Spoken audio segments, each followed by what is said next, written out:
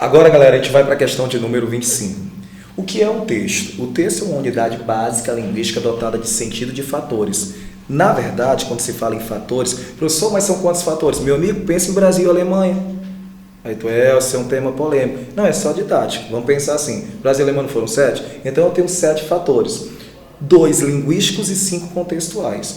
Os 2 linguísticos são coerência e coesão, e de base linguística, quando eu falo gramatical. Elcio, então quando eu falo em coesão, eu vejo que você está trabalhando muito a coesão. Sim, a coesão ela é importantíssima. Além da conexão e progressão textual, ela gera uma relação semântica.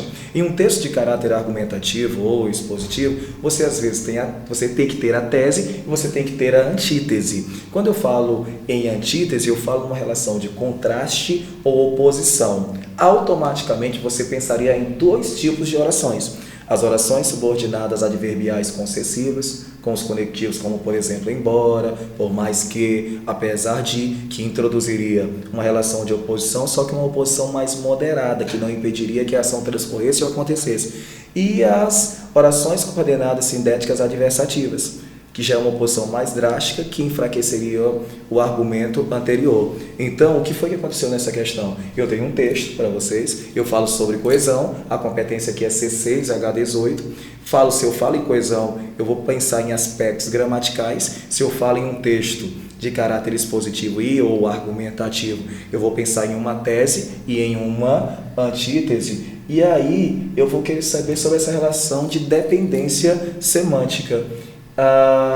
Eu quero saber de vocês onde há necessariamente essa contra-argumentação. Como eu acabei de explicar para vocês, a contra-argumentação poderia vir por meio de um conectivo possessivo ou por meio de um conectivo adversativo.